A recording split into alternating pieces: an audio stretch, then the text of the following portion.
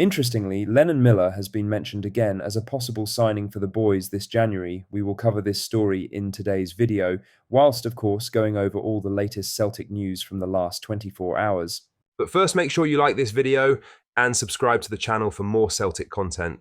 Scotland under-21 boss Scott Gemmell has offered fresh clarity on the injury suffered by Celtic defender Colby Donovan during the win over Gibraltar, confirming the youngster has returned to Glasgow for further assessment.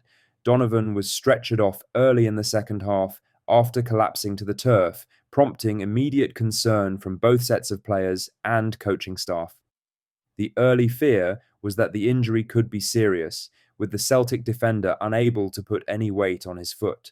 Donovan was transported directly to hospital, where initial scans brought some relief, but the extent of the damage will not be known until Celtic complete their own checks. Gemmell said, "He's gone back to his club. He's too sore to play, but the x-ray was clear. The level of care he got in Gibraltar was fantastic as he went straight to hospital for an x-ray. You just can't take any risk with those injuries. Hopefully, his ankle can settle down quickly. There's a chance that Celtic may choose to do their own scan, but that's obviously a decision they'll make." While a clear x-ray rules out a fracture, Celtic will want to establish whether Donovan has suffered ligament damage or significant swelling before determining a return timeline.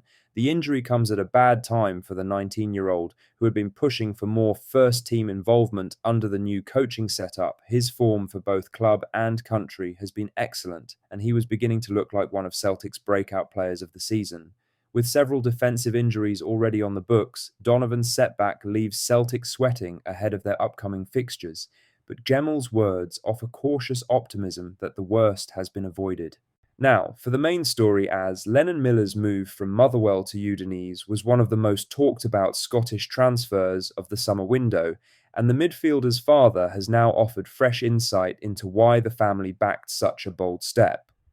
The teenager's switch to Serie A was seen as a major leap, both in footballing terms and lifestyle, with the player leaving home at a young age to join one of Italy's most structured development setups.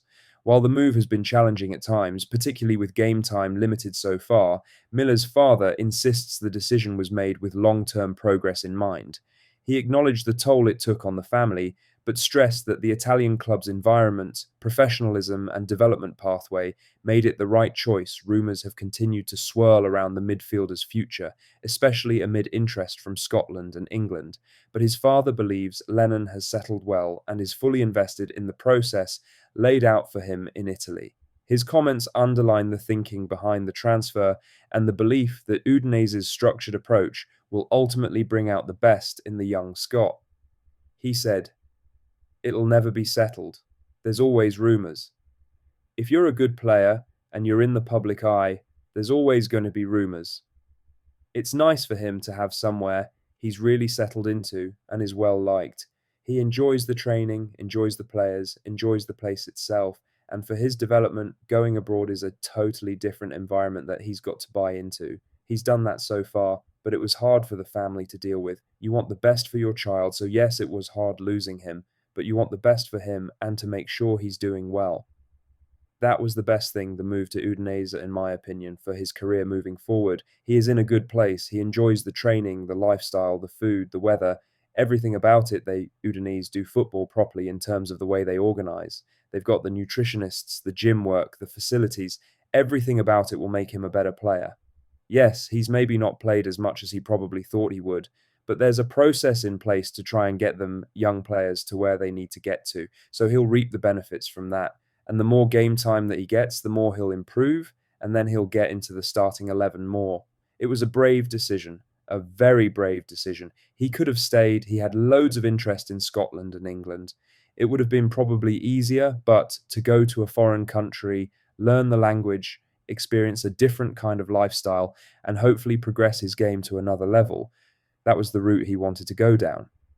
Talk of a potential January loan back to Scotland, with Celtic the club most heavily linked, has grown over the past month, but his father's comments paint a very different picture, one that all but closes the door on a mid-season return to the SPFL. Every part of what he said points towards full commitment to Udinese's long-term plan, rather than a short-term move elsewhere. In other news, Pat Nevin believes David Moyes was born to manage Celtic, but insists timing has always stopped the move from happening. The former winger, who grew up alongside Moyes in the youth ranks at Parkhead, offered a detailed reflection on why the experienced manager has never quite landed the job many feel fits him more naturally than any other. Moyes has been linked with Celtic at several points over the last decade, especially during moments of managerial transition. His stature, organisational ability, and history with the club have kept his name in the frame long after carving out a long career in England. Nevin's comments underline how strong that connection is behind the scenes, even if the move has never materialised. For Nevin, two jobs have always appeared tailor-made for Moyes: the Scotland national team and Celtic. Yet he believes both roles have come alive at moments when Moyes was either committed elsewhere or when Celtic were already secure with a successful manager. With Celtic on the hunt again and Scotland's managerial picture uncertain beyond next summer, the conversation around Moyes has resurfaced, but Nevin's assessment suggests the timing remains against him, particularly as the 62-year-old is relishing his current position at Everton. He said, "It's purely about timing. There are two jobs that David Moyes was made for. I think Scotland was the second one, number two in the list, but the number one was Celtic. He and I came through Celtic together as kids, so we knew each other since I was 13 or 14. He's had manager written across his forehead for his entire life. When he was 15, you could actually see it because he was captain, obviously, but coming through, he was just that type. He just looked like somebody who should have been Celtic manager, but the timing has never been quite right. There were times when he would have taken it, I'm sure, absolutely, but Celtic had a manager in place who was doing well. And then the times when he wasn't available to do it himself, he would have taken it in a millisecond. It's just constant. There is a possibility at the end of the season, Scotland manager Stevie Clarke will leave. He might end up at Celtic. You never know. If the timing's right, people will look at Moyes, but I don't think the timing will be right there again because Moyes is absolutely loving what he's doing at Everton right now." Nevin's comments touch on a truth that has followed Celtic for years. Moyes is always discussed, but has never been appointed. The reasoning he gives is less about the club's decisions and more about circumstance. When Celtic needed change, Moyes was deep in the Premier League cycle. When he hit a natural break in employment, Celtic were thriving under managers like Martin O'Neill, Gordon Strachan, Brendan Rodgers, or Ange Postecoglou. The idea that Moyes would have taken it in a millisecond is telling.